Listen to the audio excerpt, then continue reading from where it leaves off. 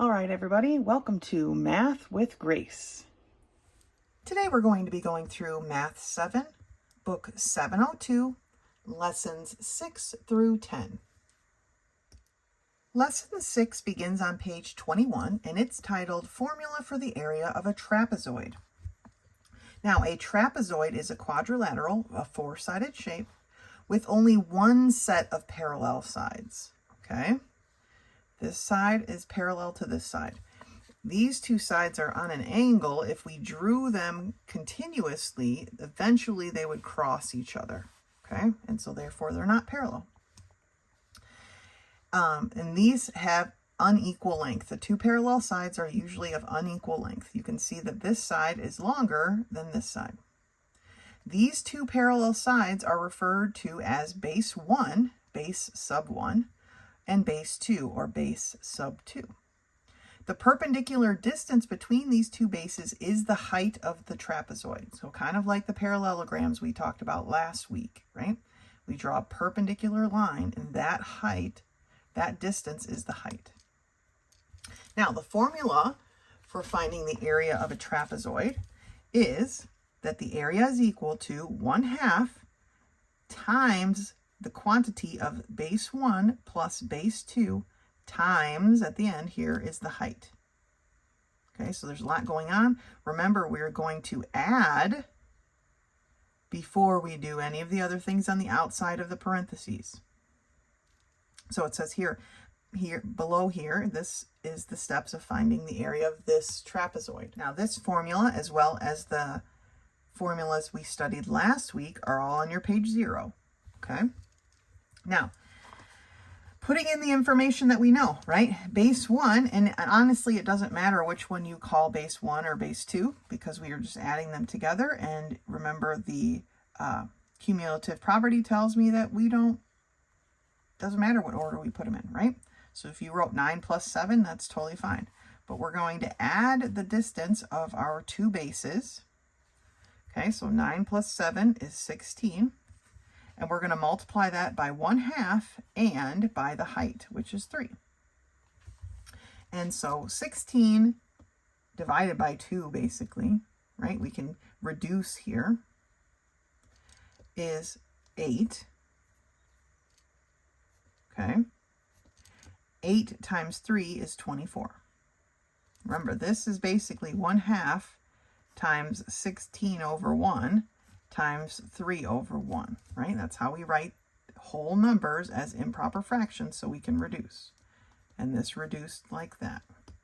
And then we ended up with 8 times 3, which is 24. Because it's an area, it's our unit of measure squared. In this case, feet, so feet squared. Here is another trapezoid. Now, in this case, our height is actually one of our sides, or in what the trapezoid is called, legs, okay? The things that aren't bases are called legs. Now, this might not look like it, but if this went straight and this one kept going, right, eventually they still would run into each other. So those are my non-parallel sides, so these must be my bases.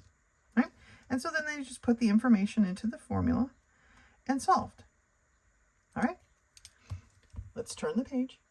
At the top of page 22, we have some other examples of trapezoids, but let's just jump in and take a look at our problem for the day. Okay, problem number 1, part A. First things first, let's identify our parts, okay? Now, if this line kept going and this line kept going, eventually they would run into each other. So those two things are the legs. So this must be my bases. So I'll call that one base 1 and we'll call this one base 2. As I said before, it doesn't matter which one you call which. The bases are just going to be added together, right?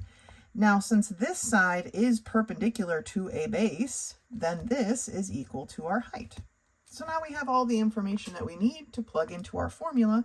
Remember, the area of a trapezoid is equal to 1/2 times the quantity base 1 plus base 2 times the height. All right, so for this one, we have the area is equal to 1/2. In the parentheses, I'm going to add my bases. So I'm going to add 6 plus 4 times on the outside my height, which is 8. Now I have 1/2. 6 plus 4 is 10 times 8. Now 1/2 of 10 is 5, right? If we broke 10 into 2 parts, they would be 5. 5 times 8 is 40. So the answer is 40 inches squared. Remember your unit of measure squared, okay? For part B, we have our legs. We can see that if they continued up, they would cross each other. So this must be my base. We'll call it base 1, and we'll call this one base 2, right? It doesn't matter. Here is my perpendicular distance between those bases, so this must equal my height. So setting up my formula, the area equals 1/2 parentheses. My 2 bases get added up inside here, and then the outside goes my height. All in parentheses because we're multiplying, okay? So 1/2, 6 plus 10 is 16 times 3. Now let's reduce to get rid of this fraction, right? 16, 1/2 of 16, or 16 divided by 2 is 8. 8 times 3 is 24. So the area is equal to 24 meters squared, right? Our unit of measure is meters, so it's meters squared. So when you're using the trapezoid formula, make sure you identify in your illustration your bases and your height so that when you're putting that information into the formula, you know what information needs to go where. And then take your time adding. Let's reduce our 1/2 if we can, and then multiply and solve. Do not forget your unit of measure squared because we're talking about area. And that's our new formula for today. All right, go ahead and finish lesson 6. When you're ready, you can meet me back here for lesson 7. Lesson 7 begins on page 26, writing mixed number percents as decimals without rounding, okay? So there is, of course, a difference between 12% and 12.5%, okay? So it says, when changing mixed percents to decimals, we first convert the fraction to its decimal equivalent, such as 25 1/4 is equal to 25.25. Okay, 1/4 is 0.25. Then move the decimal point 2 places to the left and drop the percent sign. So 25.25% is equal to 0.2525. Okay, so let's look at these other examples here. 16 1/2% would first be changed to a decimal percentage, or 16.5%.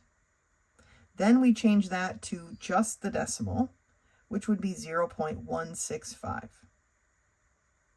Okay, 3 3/4% is the same as 3.75%. And then we can change it to a decimal, which is 0.0375. Now, you might be wondering, how do I figure out what the decimal value is for this fraction? Well, to figure this out, we need to remember that a fraction is division. So we're taking 3 divided by 4. Now, you could do that with long division.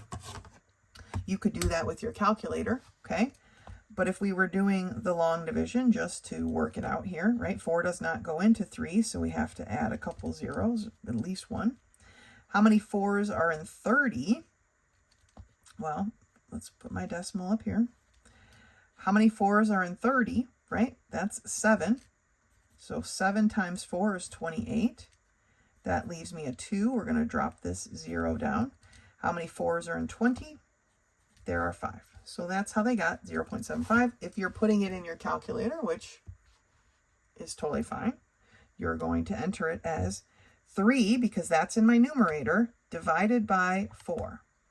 Okay? The numerator goes first, divided by the denominator. The top divided by the bottom. And you get 0.75. Okay? And so that's what you could do for this one. 15 1/5, okay?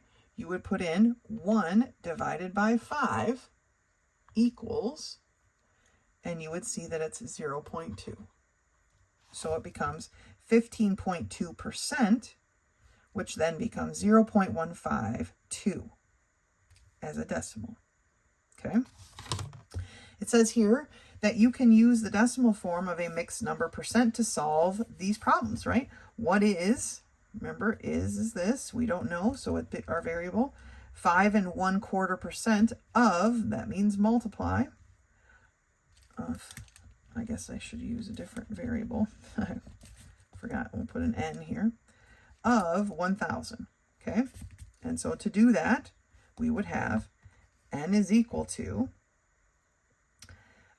5 1/4%, right, is going to be 5.25% of 1,000. Changing that to a decimal, we're going to move our decimal place 2 spots. Remember, if there's an empty space, we have to put a 0 in, so it's 0.525 times 1,000.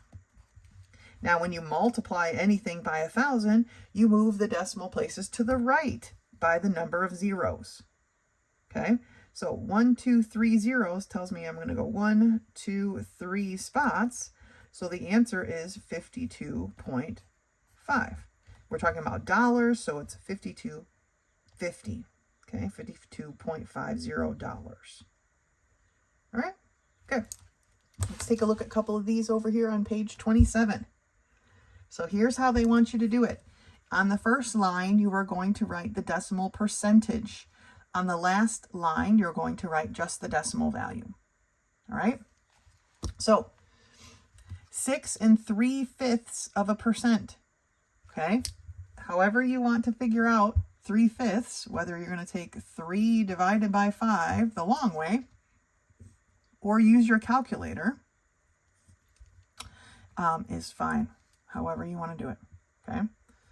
So 5 does not go into 30 at all, so I added a decimal point and a 0. How many 5s are, it doesn't go into 3, sorry. How many 5s are in 30? That is 6. So we're done. So we have 6.6%, right? Because the first line is our decimal percentage. And now we need to move our decimal 2 places. So we get 0.066. Looking at number 2. 1 3/4%. We just did on that other page 3 divided by 4, right? So we know that this is 1.75%. Moving our decimal 2 places, we get 0.0175. Okay, last one here. 21 3/10. Now, 3/10 is the same as 0.3.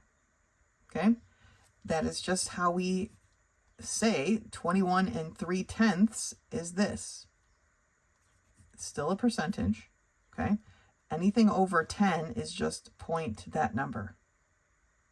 Unless, of course, it's larger than 10, but you know what I'm saying. Anything over 100, so if you had 17 1/100ths, it would be 0.17. Right? When we divide by a multiple of 10, we just move the decimal place that many zeros. This has 2 zeros, so you move the decimal 2 zeros. This has 1 0 and 10, so you move the decimal and it goes right there. Now, 21.3% as a decimal value, actual decimal value, is going to be 0.213. Right now, how this book normally does it is they have you set up your percentages and then they have you use them in a problem. Okay, now the issue with that is if you don't set up your percentages correctly, when you go to use those in your problem, it's not going to work. So you really need to be careful how you set up your decimals so that when you come down here to use them, you can do it correctly.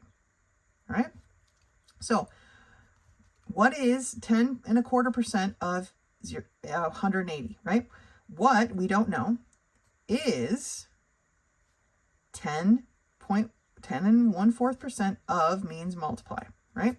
So n is equal to, what was the 10 1/4%? The book did that one for you right here.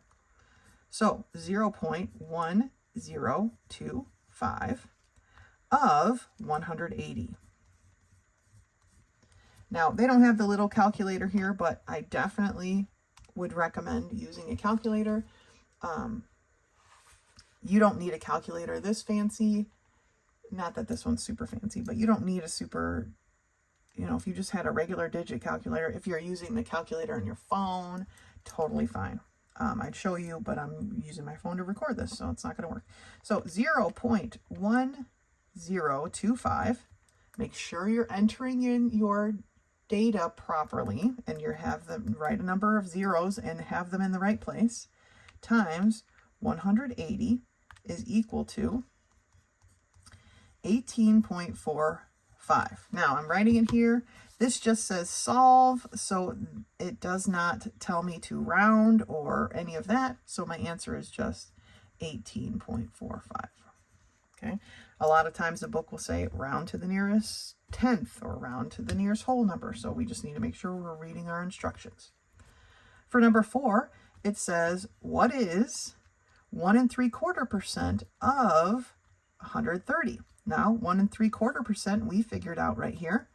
So n is equal to 0.0175 times 130. Okay, we really want to be careful that we're entering that into our calculator correctly. So 0.0175. Check it before you continue. 0.0175 times 130 equals 2.275. 2.275. All right.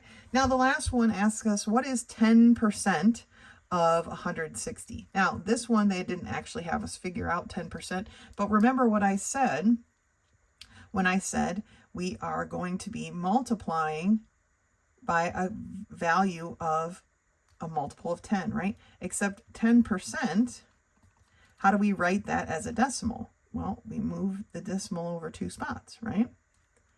So this is 0.10 times 160.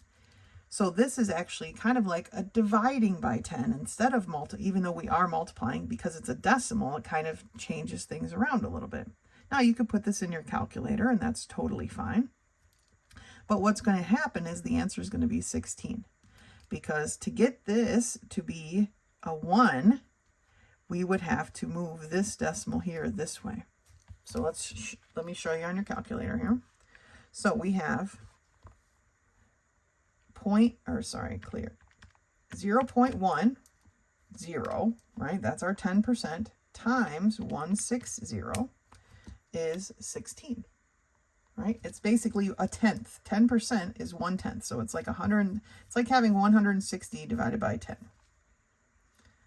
Because they both end in a 0, we can just cross one out and you get 16 over 1, which is 16. Okay?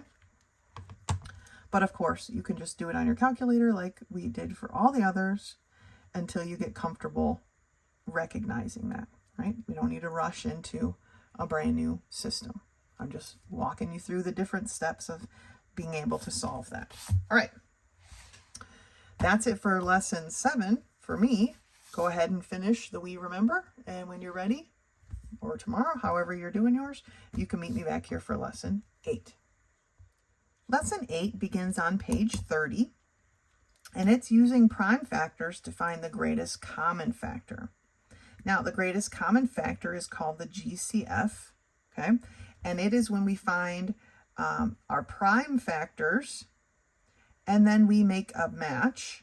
We have to match them up between the two numbers because we're always talking about two numbers. And then once we do that, we multiply the matches. So it'd be 1 times 7, not 1 times 1 times 7 times 7, just 1 times 7. Those are the matches that they have. And that's how you figure out the greatest common factor. Okay. So in this first example that they give us here, we have the number 6 and the number 9. They find the factors they figure out that they have a 3 in common, and they do it sideways. It really doesn't matter. So because they only have one factor in common, that 3 is the greatest common factor. But at the top of page 31, we see that between the numbers 18, 24, and 36, they actually have 2 factors in common. Because we're doing 3 numbers here, they all have to have that number to have the factor in common. So to find out the greatest common factor, we multiply those things. So they have a 2 in common and they have a 3 in common. So 6 is their greatest common factor. All right, so let's take a look at these together. Problem number 1 is done for us, so we're not going to dwell on that. Let's take a look at number 2.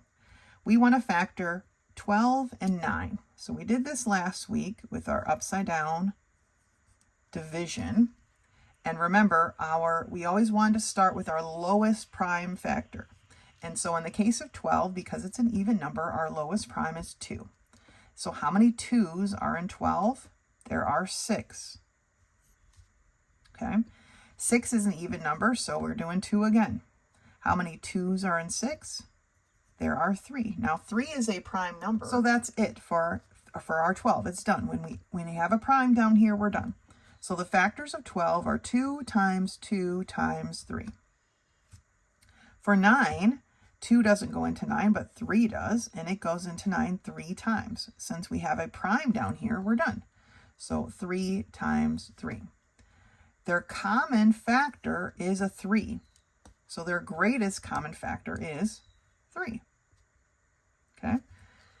For number 3, we have factors of 40 and 72.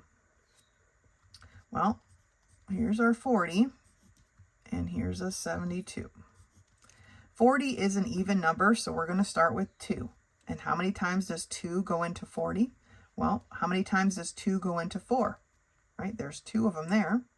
And 2 goes into 0, 0 times, so 20. 20 is an even number, so it also has a factor of 2. And 2 goes into 20 10 times. 10 is an even number, so again with our 2. And 2 goes into 10 5 times. So the factors for 40 are 2 times 2 times 2 times 5. So what about 72? Well, 72 is an even number, so 2 is going to go into that. And how many times? Well, how many times are 2? How many 2's are in 7? Okay, there are 3 2's in 7, which 2 times 3 is 6, so there's 1 left over. Now, how many 2's are in 12? 36. Or 6 2's in 12, but 36 is our number. It's an even number, so 2 goes into that. And how many times? Well, how many 2's are in 3? There's only 1, but that leaves a remainder of 1. How many 2's are in 16? 8. So the 18 is our number, which is also even. So 2 goes into that again, and it goes in there 9 times. 9 is not a prime number, so we continue. 2 does not go into 9, so our next prime is 3, and there are 3 3's in 9. So the factors for 72 are 2 times 2 times 2 times 3 times 3. Now we match up our sets. And this one has 3 sets of 2 that match up. So it's going to be 2 times 2 times 2, which is what? Well, 2 times 2 is 4. 4 times 2 is 8.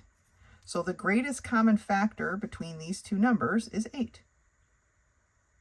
Okay, let's do one more together, and then I'll leave number 5 for you to work on your own. Let's take a look at number 4, though. It's the factors of 105 and 84. I'm going to write them over here just so I have the space. 105 and 84. So 105, because it ends in a 5, the first thing we want to do, whether it's the lowest or not, is divide by 5, right? Every time. Now, how many 5's are in 105? Well, how many 5's are in 10? There are 2, right? And how many 5's are in 5? There are 1. So it's a total of 21. Now, 21 is not an even number, so our next factor up would be 3. And how many 3's are in 21? There are 7. Now, when we write these, even though we didn't solve it in numerical order from the smallest number to the biggest, we are going to write it that way on our line. Therefore, we're not making any mistakes when we're trying to match. So the factors of 105 are 3 times 5 times 7. Now, what about 84? Well, 84 is an even number, so we definitely know 2 is going to go in there. But how many times? Well, how many 2's are in 8? There are 4. And how many 2's are in 4? There are 2. So 42, which is also an even number, so we know 2 goes into that. How many 2's are in 4? 2. How many 2's are in 2? There is 1. So we're at 21, which we should be getting kind of comfortable with because we've done this part before, literally right here, right? We know 3 goes into 21 7 times, okay? So the factors for 84 are 2 times 2 times 3 times 7. Matching up our pairs, we have a 3 and we have a 7. So our greatest common factor is 3 times 7, okay, or 21. Don't forget to actually multiply because that's important, okay? All right, I'm going to leave you with number 5 to do on your own. Now, make sure when you're doing number 5, because it's a 3-factor, 3-number problem, that you're making sure all 3 have the same match, okay? And then we write them here, what needs to be multiplied, and then we actually multiply. All right, that's it for lesson 8. When you finish lesson 8, meet me back here tomorrow or for lesson 9. Lesson 9 begins on page 35, and it is graphs and statistics, and we're specifically going to be talking about tally charts. All right. A tally chart is an easy way to count items that are scattered in a random order. To set up a tally chart, we are going to write down the different items, and then we're going to leave a space for counting them up, tallying them off. Now, if you've never tallied anything, typically how tallies are done is for each item you make a check mark, is what I call them, okay?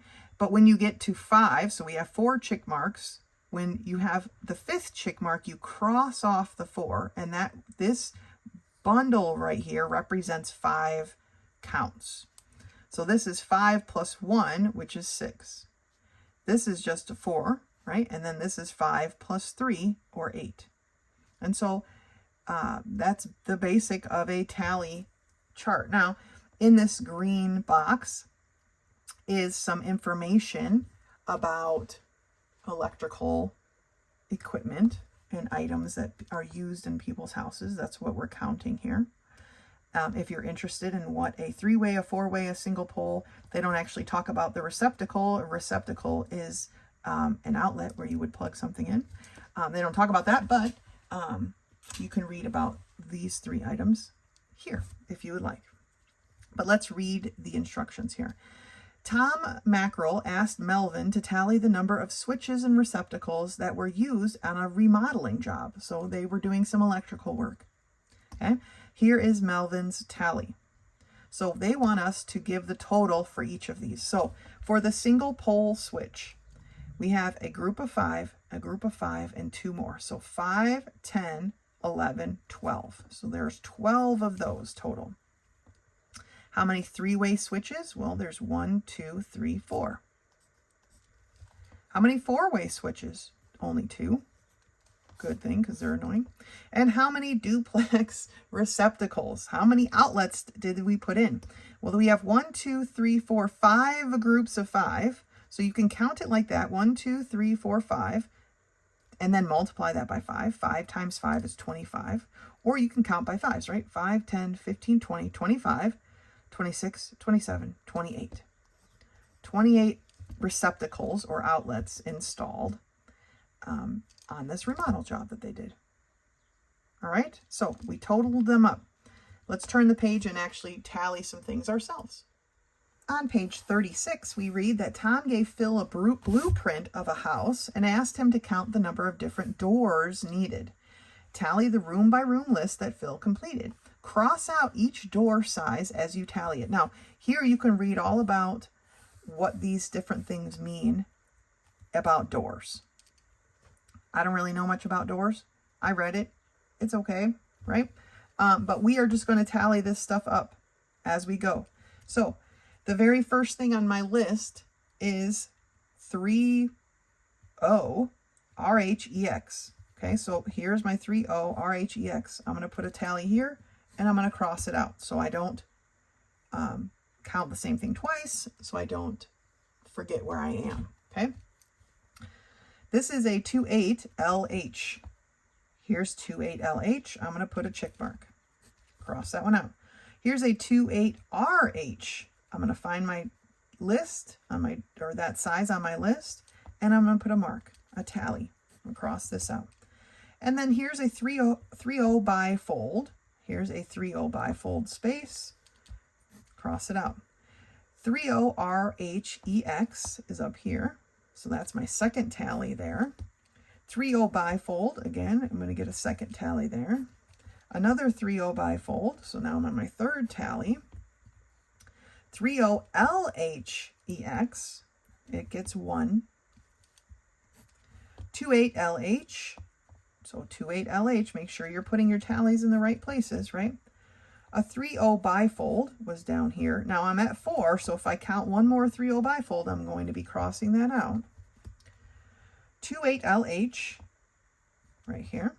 I assume that's left hand opening, I believe so. Yeah, you can read the little green thing, it'll tell you. So I marked my 28LH, so I'll cross that out. Then I have 30LHEX. LHEX is here.